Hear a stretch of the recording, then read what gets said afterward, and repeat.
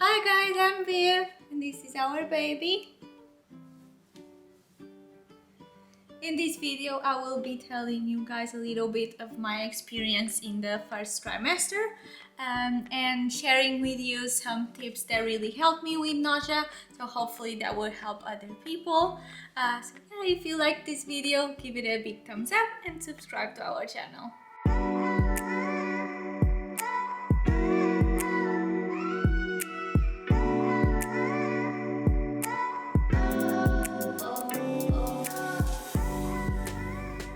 I'm Jo and I'm V's wife, and I am here because some of those tips require just a little bit of help from your partner.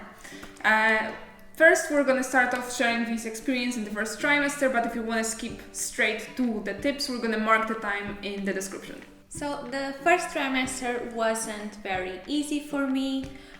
It wasn't very pleasant. I felt very sick, and it was starting at week 6. I believe that I started to feel the nausea, not only morning sickness, but full on whole day sickness.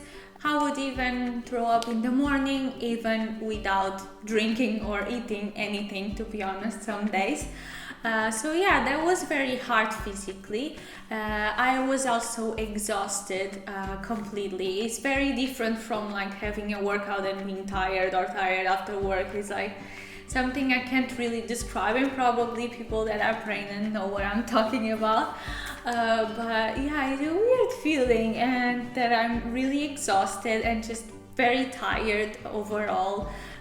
Don't have much energy, and yeah, I think those were the physical.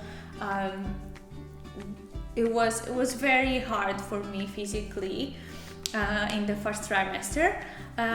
Also because I was a very active person around the house, and I really like my routines and doing my things in the morning, having things in certain way, like first drinking water, and I couldn't do any of that. My life changed completely. So that was also very hard, and on a psychological level as well, made it a little bit harder. Vomiting, bloating, I had a lot of bloating as well. People used to say it was like a baby bump, but it wasn't, I swear.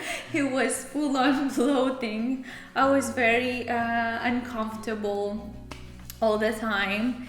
Do you remember any other you want to share? Because sometimes I forget. Except for 24/7 nausea and exhaustion to the point where you feel like sitting in one spot all day, and that's already getting you tired.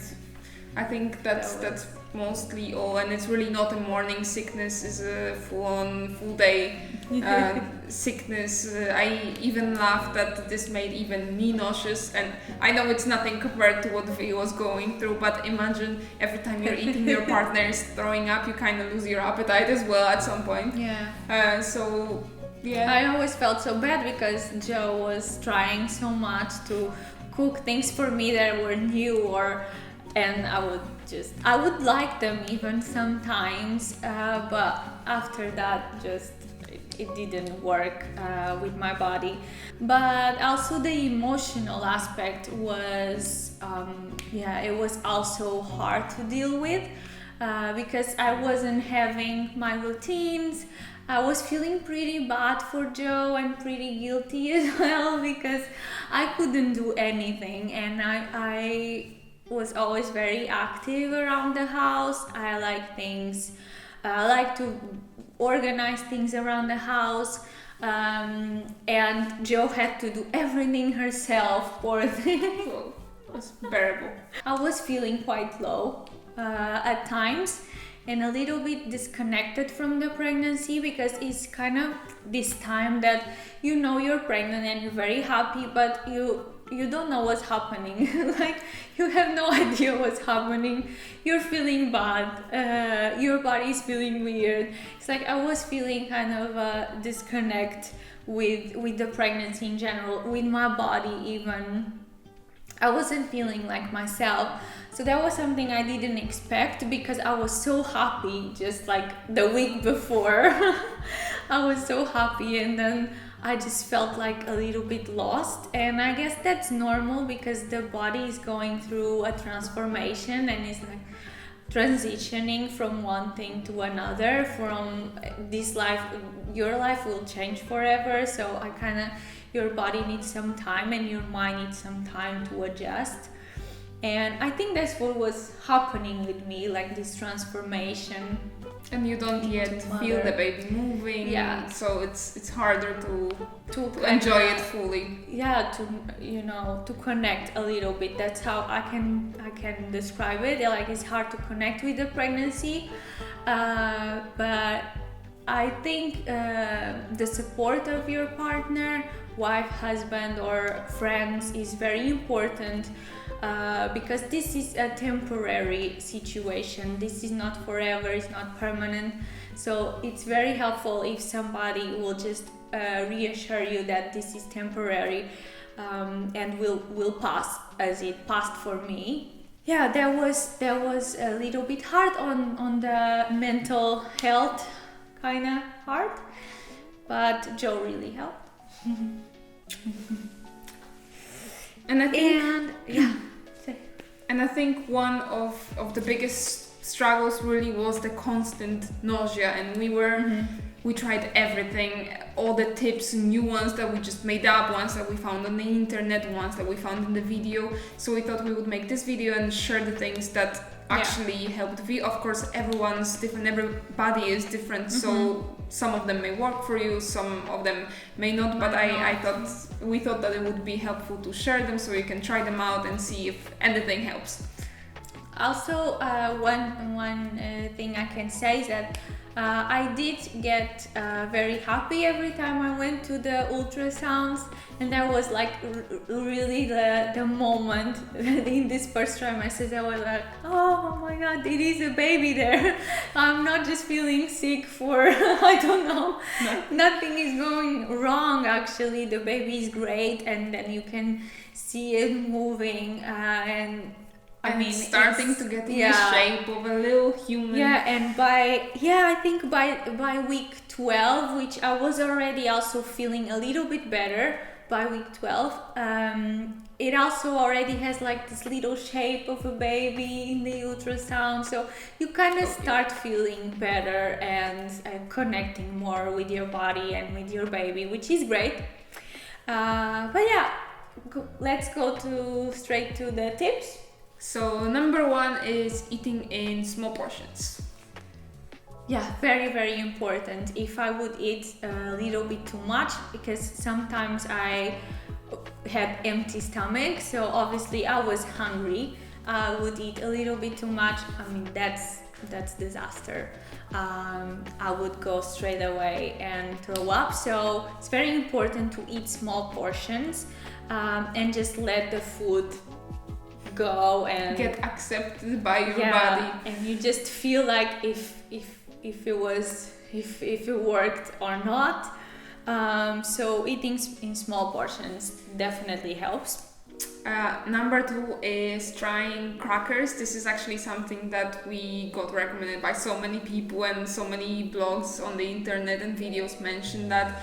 We were a bit skeptical about it, to be honest, because we've never really liked crackers, and I don't know, it didn't make that much sense until we actually tried it, and it really did help, at least for a certain time. Yeah, it did help a lot, and I didn't eat gluten before I got pregnant. I had a period where I didn't eat gluten, so I was very skeptical about eating crackers, but they did help. They did help for a few weeks even, but then I got sick of them and they made me nauseous, and Joe bought me every kind of cracker that she could find, and I would just... There's many types of crackers, you would be surprised. Yeah. But the crackers stopped working, which leads us to number 3. Try an apple for the night. This is something that really worked for Viv, just eating few slices of a peeled apple before sleeping. It really prevented nausea in the night for Yes. some nights at least. So we got to this routine where every single night I would just leave few slices of apple next to her bed, so it's already prepared for her to have her evening routine, and I think it was helping quite well. Or for example, sometimes she would wake up in the middle of the night and feel nauseous. And just would eat a slice or two of an apple and go back sleeping, so it really seemed like it was helping. That was very helpful. The apples were very helpful, and again, another surprise for me because I don't like apples, but for some reason I liked apples at that time, and they were very helpful just to have one in your bedside table, and you just eat it when you feel nauseous or you're feeling not great. Another thing that Joe got me in the pharmacy was this pregnancy candies. We don't actually know what they are made of. They are just sweet, and they might have a little bit of folic acid, but they don't taste weird, because I already tried other ones that tasted a little bit weird, because I think they had a lot of these vitamin and supplements. But these ones were very good. It was just like candies, really, and they really did help throughout the day. And now, depending on the country you are in, you may have different ones available, so we really recommend just trying a few different ones. I think this was already like a fourth one that Viv was trying. I was kind of giving up on them, but I saw them displayed in the pharmacy once, and I was like, okay, last try. So they looked a bit like pills you take for the sore throat. So yeah, Joe never gives up, and and it did really help. This one kind that was more sweet. Maybe it was because of that. It was like less vitamins and like more sugar. Maybe that was why it helped with me, but it did, and I would always carry in my purse when I was going out or something. Well, the next tip is ginger tea. I think ginger or ginger general, because at some point I was adding it to literally everything, to soups and every type of food that I would make on a pan or boiling, and everything had ginger. And sometimes those candies actually that we talked about also contain ginger, and it also was very helpful and a great way for Viv to get her liquids in, because at that point she wasn't handling really any water, so was ginger for tea me was the best way to get her hydrated. So yeah, plenty of liquids are obviously important, and I couldn't drink water because it would make me nauseous. I don't know why. So ginger tea or like ginger infusion, it was very helpful for me. Good, I actually like it. Number 6 is experiment with food. Normally you probably have totally different tastes and like totally different things, and maybe you have some like dietary restrictions that you're trying to follow, but at this point your body is not really accepting so many things, so it's just worth trying foods you haven't tried before, you didn't even like before, or that the combinations seem weird. But anything that you think of and you don't feel like vomiting when you think of it is probably worth a go. A food that we found out was very good for Viv was fish with pineapple and boiled potatoes. At some point I couldn't really eat it anymore. I'm not sure if I can handle boiled potatoes until this day, but this was something that she could eat, and because there were so little things that she actually would eat at that time, I would just make it all the time. Joe literally would make me so many things until we found one food that I liked, and then for a few days I would basically only eat that food, and then I would have to change because I would get nauseous.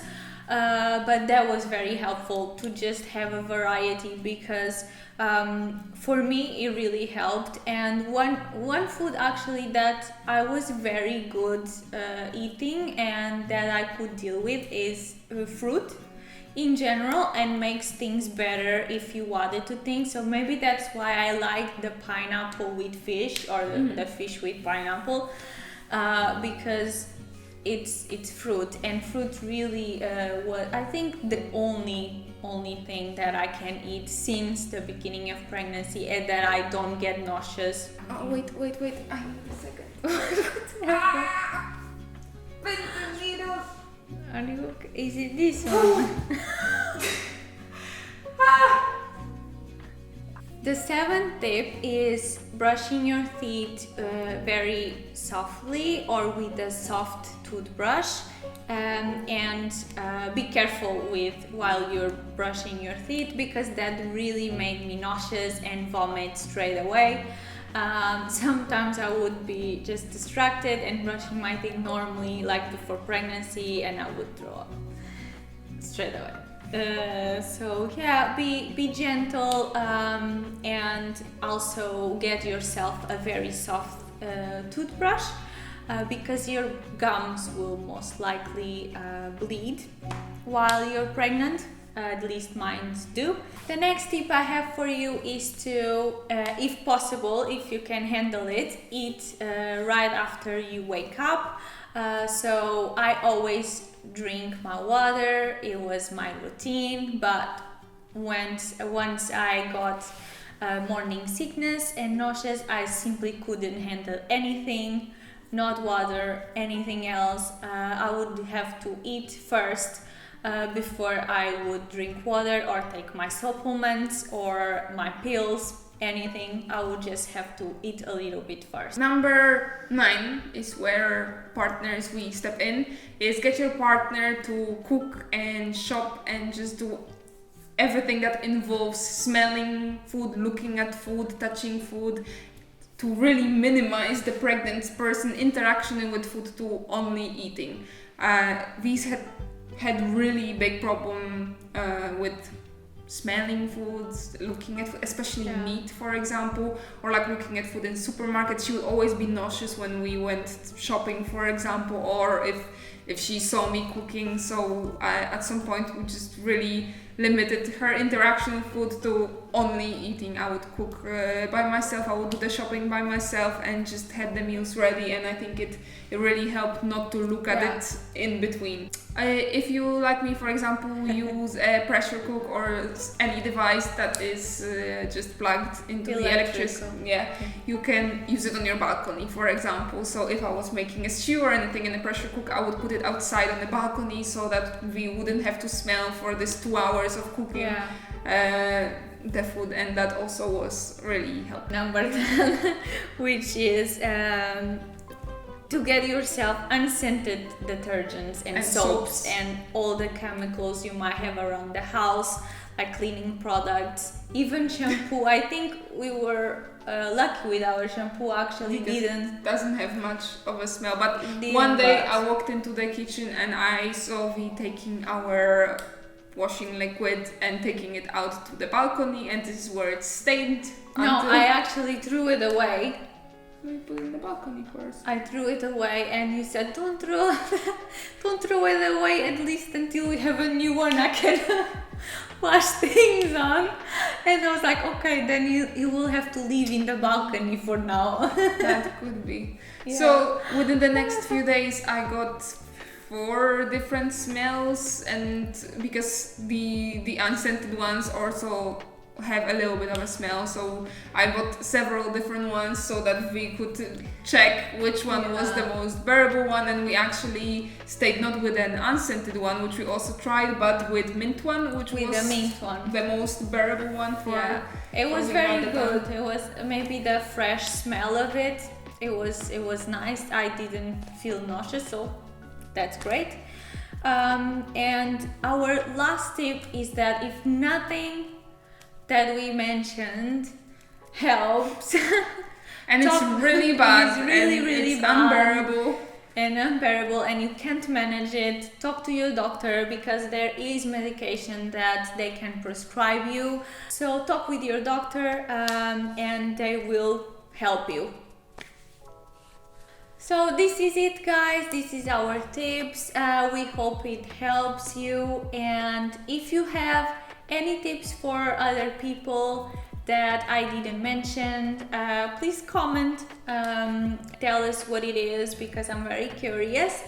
And don't worry, it will pass. most likely on the second trimester you will be feeling amazing, at least I did. And you know, even if is until the end of the pregnancy, is still a temporary thing, is not permanent, so just keep that in mind. Yeah, if you like this video, leave us a big thumbs up and subscribe to our channel, and as always, have a magical day.